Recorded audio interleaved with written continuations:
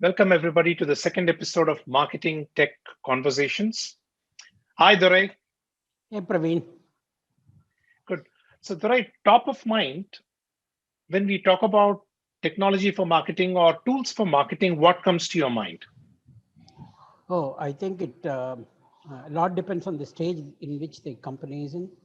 For Right. example, if you're just a startup, don't even have a customer, just have an idea or a prototype, Right. we're talking about a different set of tools.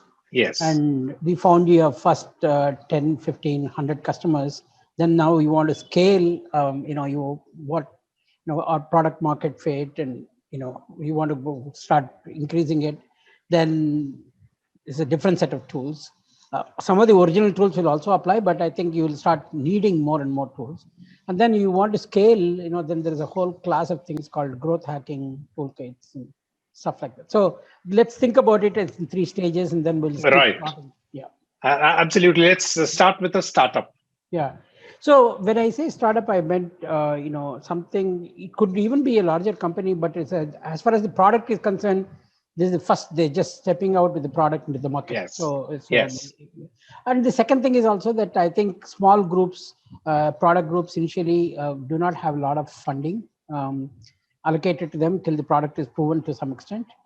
So startup is a good proxy for doing that. Right? Yes. You strap for money. You don't have any marketing team. You don't have people.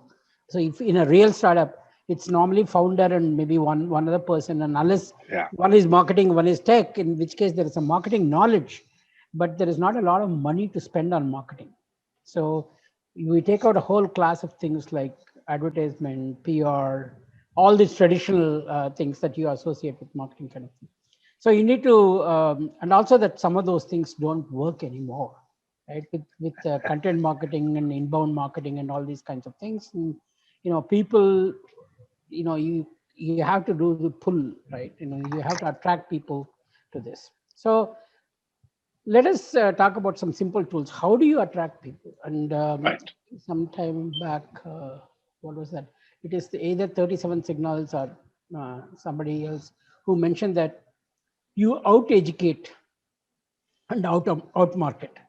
Right. And the first thing is that we all start with the assumption that people know when they see a product, they're going to jump up and say, wow, I need it. Absolutely. Absolutely. So that's, that maybe to the founder, that may be true, and maybe a small group of very sympathetic friends of his, even that I'm not very sure.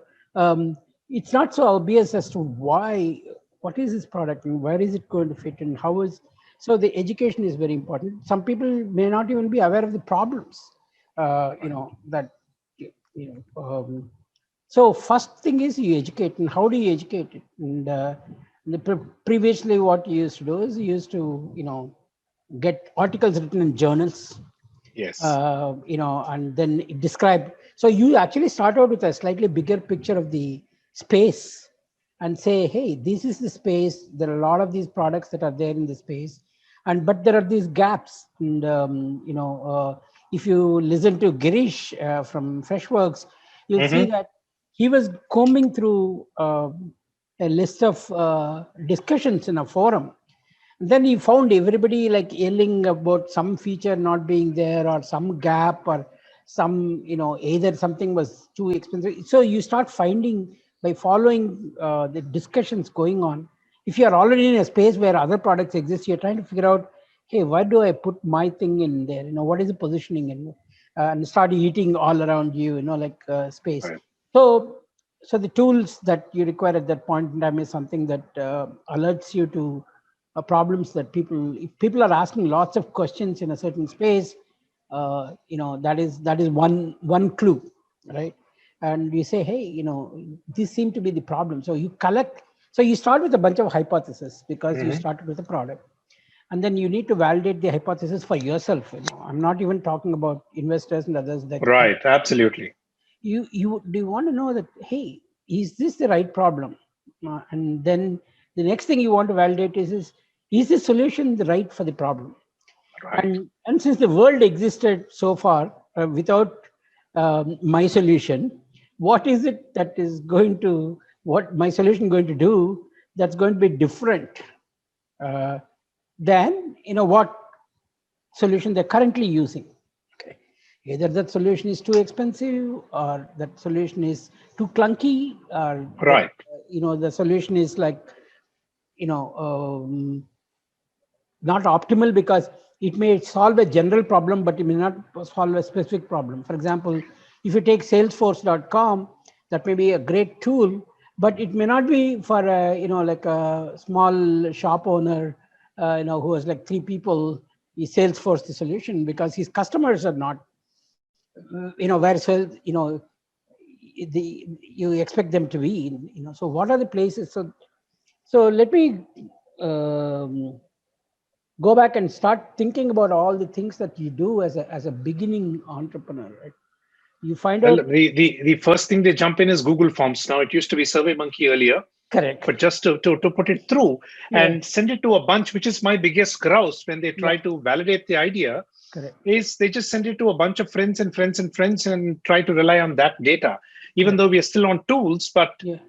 the tool has to work towards a purpose. But back to you. I just wanted to put my grouse Yeah. up there, right? Yeah. That's super. I mean, in fact, this basically what you do. You don't even don't talk about solution and all that. Hey, it may be as simple as, hey, do you use Twitter for getting news about your marketplace? And what are the Yeah. 3 ways in which you use Twitter? Or what are the 3 problems in finding your customers? So speak to that problem and tell us a little bit about your industry. Tell me which Yes. industry are you in? What exactly is the problem? In fact, this is the first thing that HubSpot was doing. They gave away Right. this product called Website Grader. Now I think it's called Market Grader. Right. About what, almost 8 to 10 years ago, they had this thing that if you type a URL, it will just grade your website and give you a rank, and then you can type in your competitor's website and it will give you a rank, and so you can get a report, all that kind of stuff. But the question is that then they'll say, okay, you subscribe to my newsletter and I will give you more information on inbound marketing. And the Right. question they ask is, what is your single most biggest, what is your biggest pain um, in marketing? And just one question survey, and besides your name and email address and all that kind of stuff, then makes, and you can do that today, because you don't even have to. You can, if let's say you have a circle of friends in either Hmm. LinkedIn or Facebook or Twitter, you simply say, hey, I'm trying to find a problem. Let's say, pick an industry, Praveen. Maybe we can make it, more specific to that industry, because I always talk about tech, which is different. I would talk about healthcare.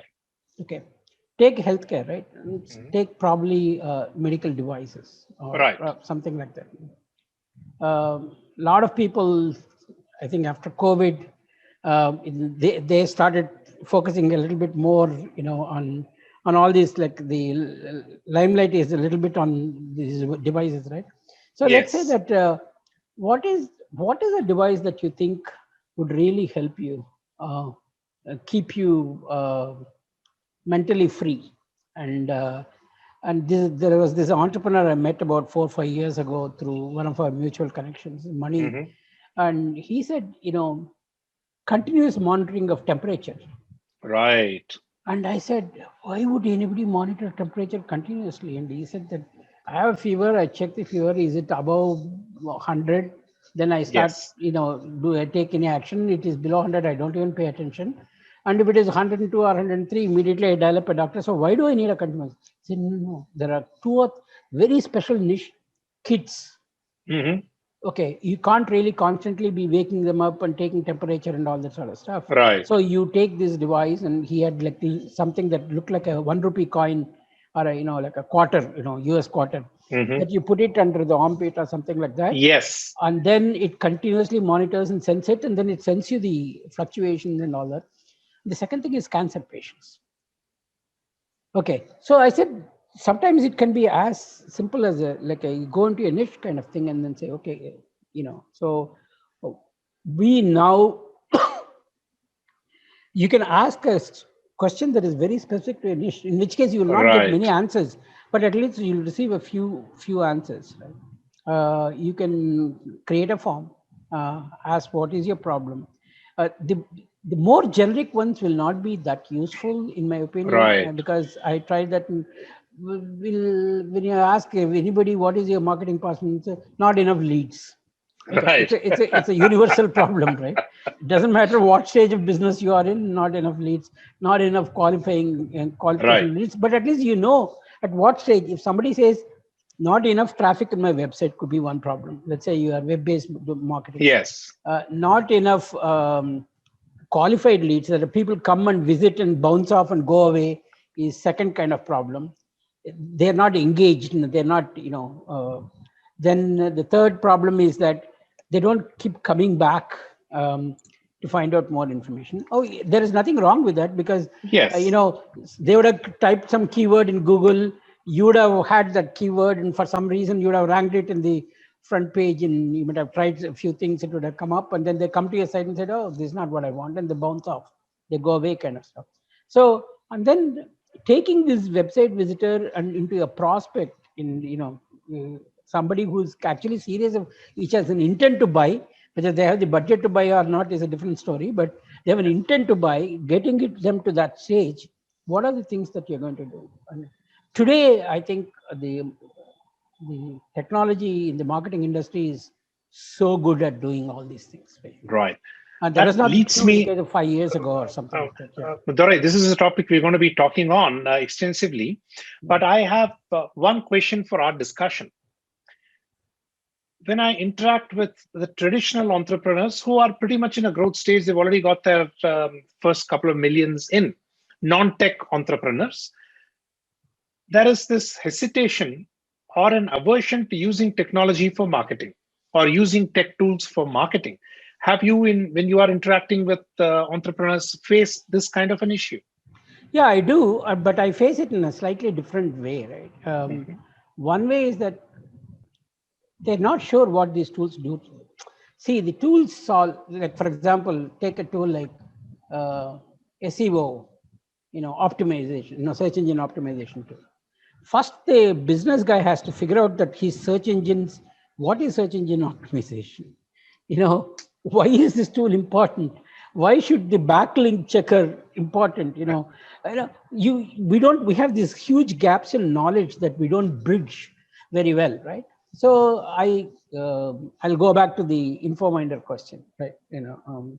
I was sitting in a went to one of the Thai visits in Santa Clara, and I was sitting there at the Right. table, and then some other dude came and sat next to me, and they said, "What do you do?" And I asked him.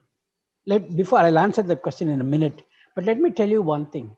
He said that how many competitors do you have in your business?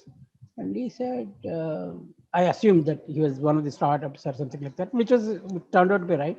And they Right. said, yeah, about maybe like 7 or 8 primary competitors, maybe 10, 20 secondary competitors. So how do you know what they are doing every day? Um, he said, every day? I don't have to know that.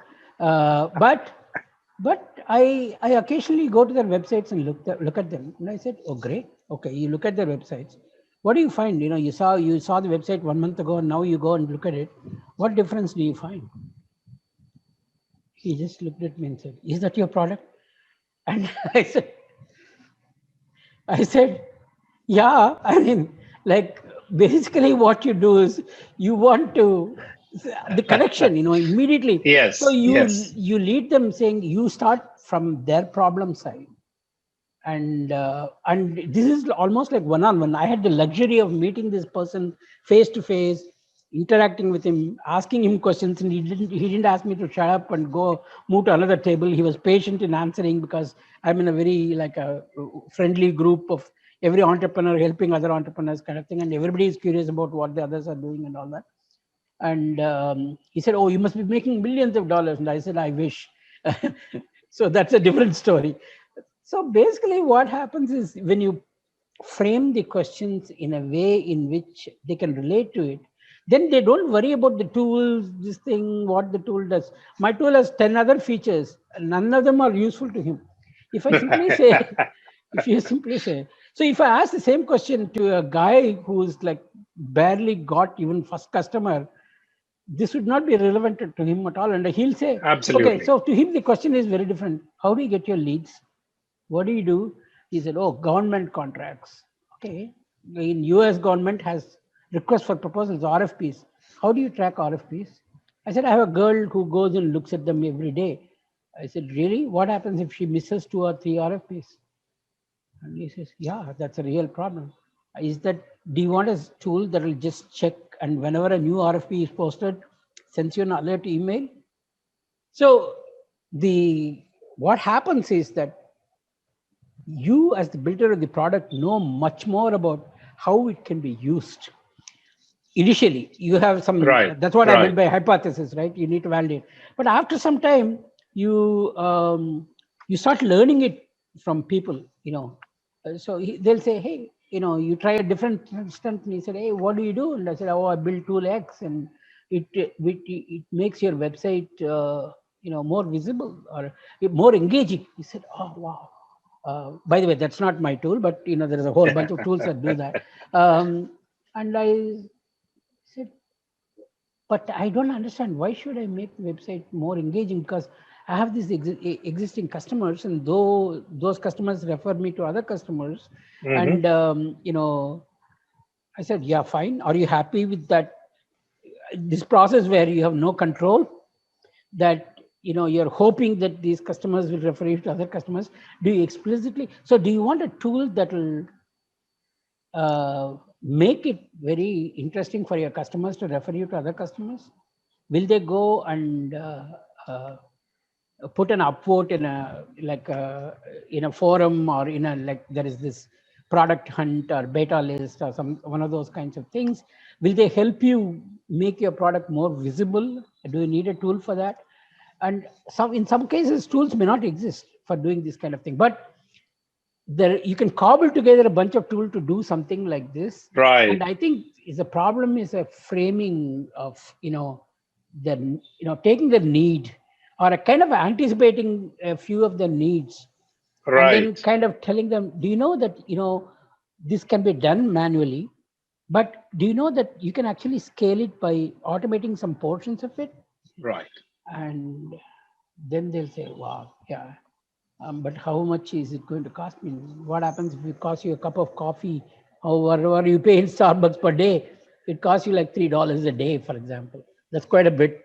$90 a month, Right. And a monthly $90 revenue is for a SaaS product is a decent, and all it does is just keeps getting him leads or keep visitors engaged or any of those things.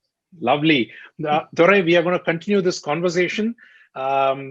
Listeners and viewers, Martech conversations between Dorai and myself, Pravin, and a whole bunch of you can join in, send in your questions, anything related to marketing, technology, and the marriage therein. So lovely, Dorai. Great.